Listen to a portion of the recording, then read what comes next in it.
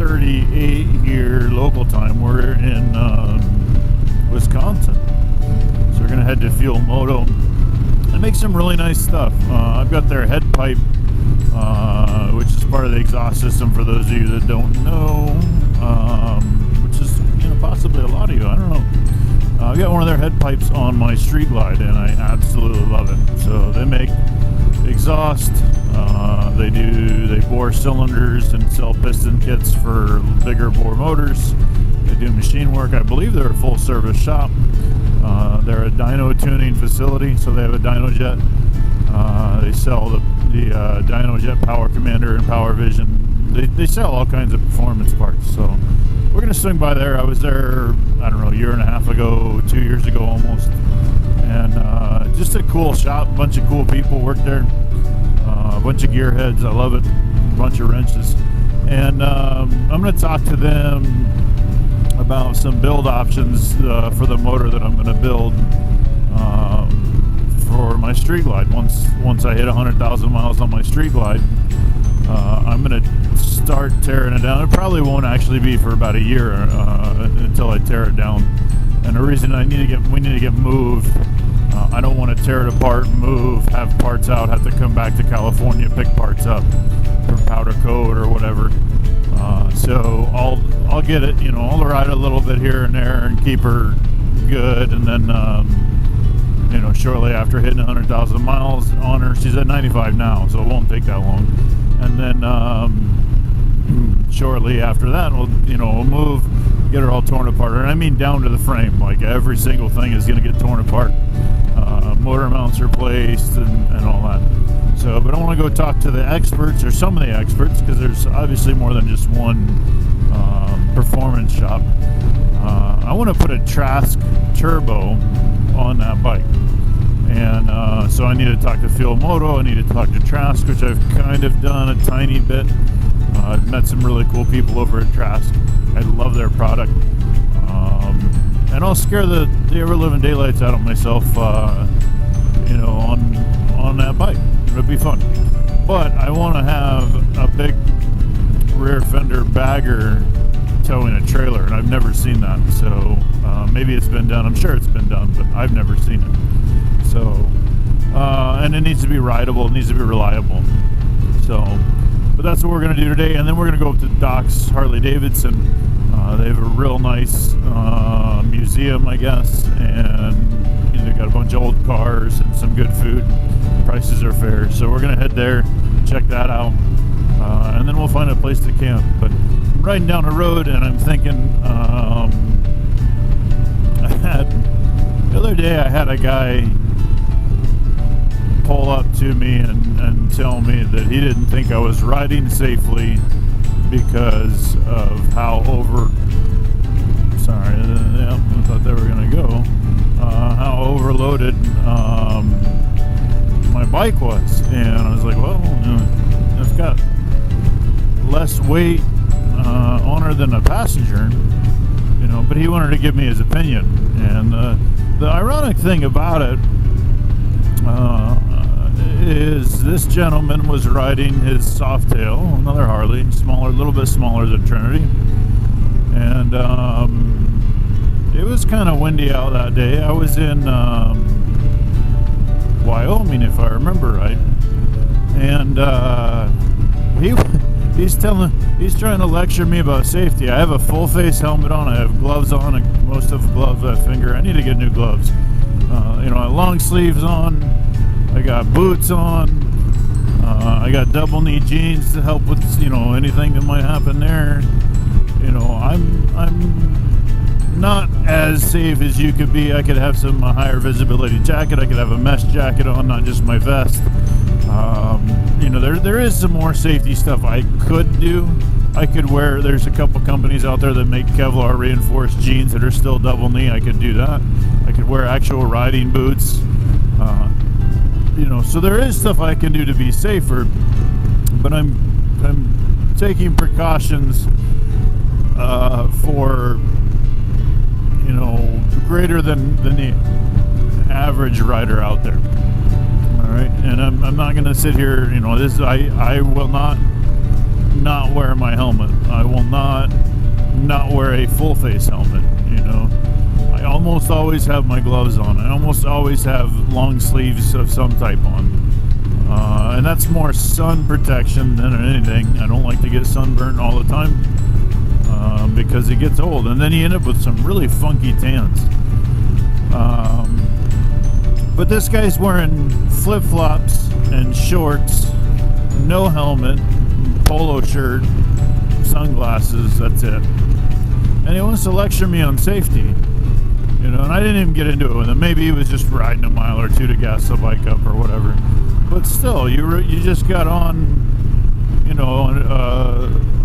a road like this, a highway, and went 4 or 5 miles. And you want to lecture me about, say you're riding in flip-flops, shorts, and no helmet, and you want to tell me that you don't think it's safe that I've got my bike on, or how I've got my bike loaded.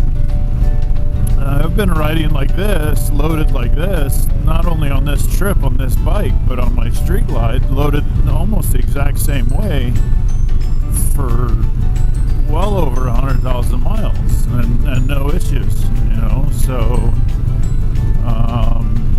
I don't know what to tell you, man. But that's I want to talk about opinions. I used to be, I still am a very opinionated person, but I've learned the difference of and the benefit actually of looking at somebody and saying, hey, can I interject here? Can I give you my opinion? I used to be in the Marine Corps, especially in my younger years, as a lance corporal, sergeant. Wasn't as bad as a sergeant because you can kind of get away with more. You're kind of seen as the lower end expert. But I would. This is my opinion. It wasn't even just at work, but across the board. This is my opinion. Blah, blah, blah. I didn't know all the details, so my opinion was irrelevant because, I thought it was A, B, and C, but it's really X, Y, and Z, and we're doing this for whatever reason. So, if you don't understand or maybe you don't know fully what's going on, you need to ask, hey, why are we doing this way? Or why are you doing that way? Or, whatever. And then they tell you, and if what you assumed was correct or the situation, then you can ask, well, do you mind if I give you my opinion? And people don't really care for that that way. When you tell somebody, hey, I'd like to give you my opinion, when you ask, it's much more open to reception. But when you just go, well, let me give you my opinion on that, it's like, oh, it's an opinion. Everybody has one. Buttholes too, right? They all stink. But when you can say, well, hey, I don't understand why you're doing it this way. Would this way work? And it's like, oh, wait a minute. It kind of makes people think. That's one of my big things in life. I like to get people to think. And I have learned over the years it's more effective to...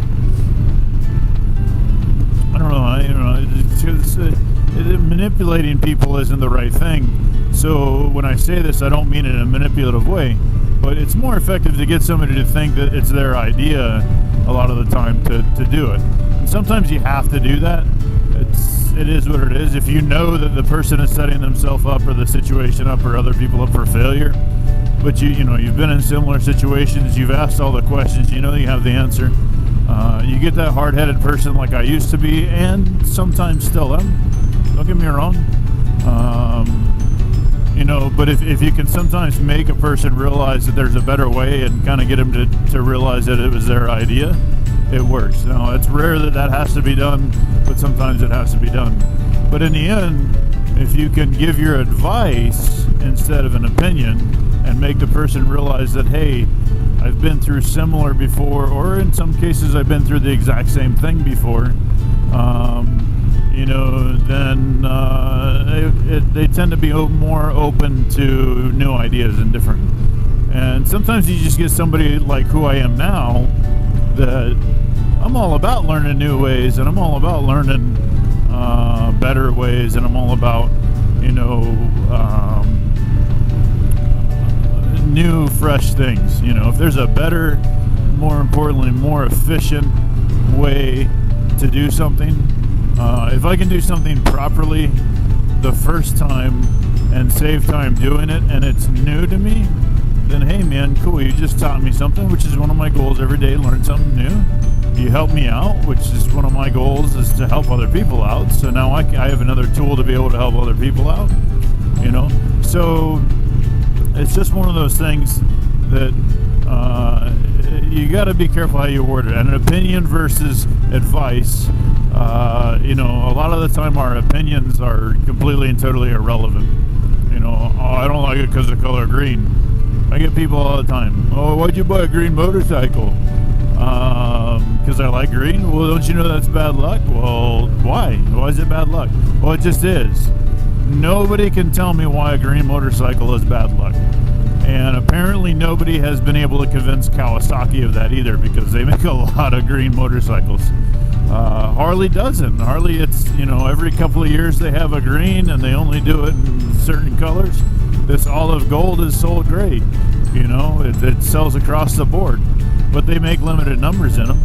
So the opinion from the masses is that we'll buy a few green bikes, and the customers told Harley that, and by not buying or buying them, So, it's all how you present it. Now, if you present your opinion with money, meaning I don't like IHOP because they don't have waffles. I think they do now. I don't know. I was told they do, but for a long time they didn't. The next thing you know is you don't go there. You're voicing your opinion with your money. That's different. It's different than going to a friend or even a stranger and saying, hey man, I think there's a better way you can do that. And that's, whether your opinion is through experience or literally just through feeling, how you voice your opinion, how you present your opinion is going to shape how that person receives it, and whether they're willing or not to change.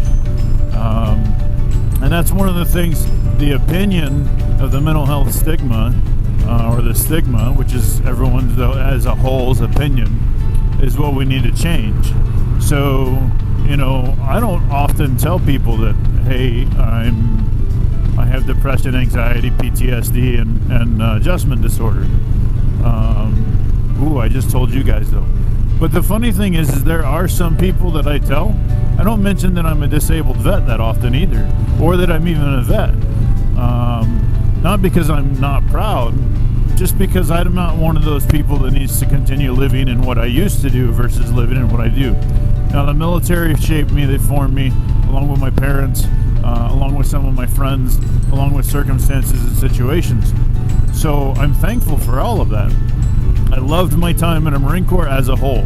There were some bad times. But the funny thing is when I tell certain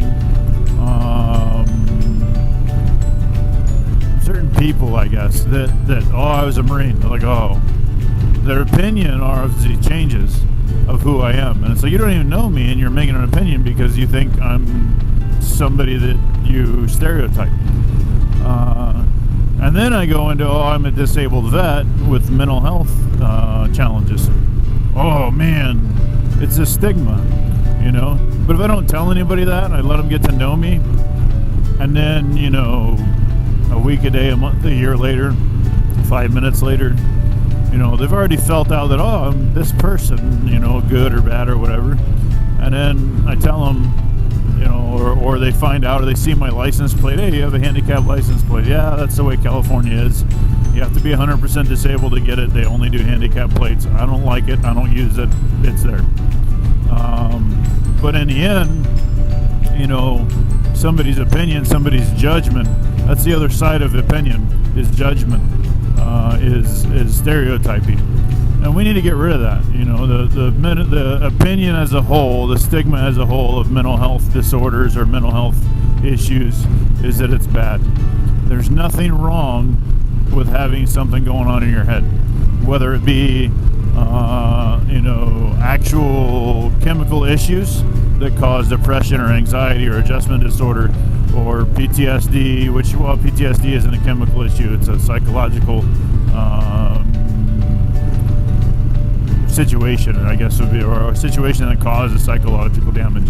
But so, or other stuff, schizophrenia or multiple personality disorder, or whatever the deal is, or whether it's like a situational induced depression or climactic induced depression, or climate induced depression, not climactic. There's it's still, people group it all as the same thing. We all get depressed because the weather changes. Now, some of us love the rain. I don't mind the rain down in Florida because it comes, it rains, and then usually it's gone, and it goes back up to like this. It's all humid as can be, but so it's one of those things that an opinion has two sides, kind of thing. Your opinion about something, or how somebody's opinion is made about you, kind of thing. So on the one side, like I said, if you're going to present your opinion to somebody, do it with facts, do it with reason, do it with love. Don't just walk, oh, this is stupid, because I used to do that and it doesn't work. People shut down on you. If you get offensive, people become defensive. It's that simple. So you need to be neutral in everything you do, and that's my version of being neutral, about not telling people that I'm a disabled vet with mental health concerns. Is I don't want people to judge me. I don't want people to make an opinion about me when they don't even know me. None of us want that. We don't want to be. I don't like being judged because I have a big old beard, long hair, and I wear a vest and ride a motorcycle. And everywhere I go, especially I walk into a gas station, my hair's all messed up. I've been on the road, haven't showered in a day or two, or sometimes 3. It happens, whatever. Maybe I do smell. I don't know. But, I walk in, I look pretty rough, and, I get judged all the time, everywhere I go. Doesn't matter. Unless I pull into a biker bar, and then it's like, oh, where are you coming from? But if I walk into the supermarket or the gas station, and I'm just looking for a bathroom, it's like, ooh, what's this guy gonna steal, kind of thing, or how rude is this guy gonna be? It's like, man, if people only knew that, we aren't like that, as a whole. Bikers are not like that. Bikers are some of the best people you ever meet, and the reason is, bikers are everyone. Everyone has the ability to ride a bike. You would be surprised at some of the people that ride a bike you don't even know that they do, just because they don't look like a typical biker like some people say I do. But to me, a biker is anyone. A biker has the ability to be anyone. But so, if you're going to offer your opinion, present it in a way that it's acceptable. And then don't be that person making opinions of people until, don't be judging people and stereotyping until that person or that group of people gives you a reason to feel that way. Okay, that's the two sides of opinions, and how to. If somebody comes to you, like that gentleman did to me, and told me that he just gave me his opinion, and I just wanted to look at him and be like, okay, buddy, you hypocrite. That was a dog. But in the end, I just said thank you. I know that he doesn't have a clue what he's talking about, and he's a hypocrite. So in the end, that's kind of the two sides of opinions and how how they work. Don't be that guy. Don't be the judgmental person. All right.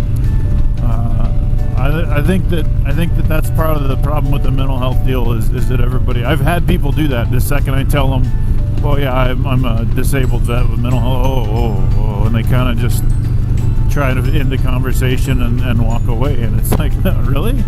Like, I mean, this is how I medicate myself, is by riding my motorcycle. I'm not on drugs, because the drugs that they want to give me, the side effects and the risks are, kidney failure and heart failure and psychosis and suicidal ideations and thoughts and homicidal ideations and thoughts. So none of that sounds good to me. Oh, and addiction. They want to give me pain meds for the rest of my body issues, my musculoskeletal stuff. I don't want to do any of that. I don't want to be a doped up zombie. And there are especially like bipolar disorder and some other stuff, schizophrenia, paranoia, stuff like that, multiple personality disorders, borderline personality disorders. There are stuff out there that the proper medications and the right doses is good, but eating right and exercising and getting off the couch, these aren't opinions, folks. These are facts. These are scientifically proven facts. Eating right, exercising, and getting off the couch, not moping around, will fix the majority of people's problems. Now, as I've said before, I'm not telling you stop taking all your meds if you're on meds. You need to talk with your doctor. Maybe even find a new doctor who supports those three things: eating right, exercising, and not barricading yourself in the house. Or find a support group to get out and go do stuff until you can build the personal courage or self-pride or self-esteem that you need to go do that stuff on your own. But in the end, don't worry about other people's opinions. But yeah, talk to your doctor, maybe find a new one, and get on a regime and a plan that does those three things. And don't worry about other people's opinions. Don't worry about other people's stigmas. Show them that just because I have stuff going on up inside my head doesn't mean I'm a bad person. Show them that the stigma is wrong. Show them that their opinions are wrong.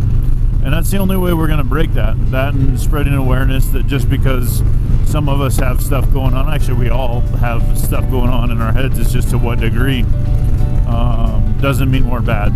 Doesn't mean that we can't function. It means that we might have a period where we're struggling to function what we consider properly, but it doesn't make us bad people. So that's it. Don't be an opinionated jerk one way or another. Be open to other people's opinions. Maybe when somebody just comes up and gives you your opinion, maybe you can remind them, hey, I'll be more receptive, or other people be more receptive if you present your opinion a little bit differently. Maybe that's the way to do it. So, but that's it. We got about 4 or so more hours on the road this morning to get to Field Moto. And I'll try and get this edited up tonight. The past couple days that I've done videos, I've been better about that. So I'm patting myself on the back. So without all of you guys though watching and on Facebook and Instagram and checking out the website or ratoutofthedarkness.com, this would we got to go faster now. This would be my efforts. Would be next to nothing. So I appreciate those of you that have let me know I've helped in one way or another. I appreciate those of you that have shared, invited all your friends on Facebook, tagged me on posts on Instagram, stuff like that. You guys all rock, and you all have purpose. I love you all, and you all have value. So let's get out there and change the world. Let's make it a better place, all right? Thank you. Have a great day.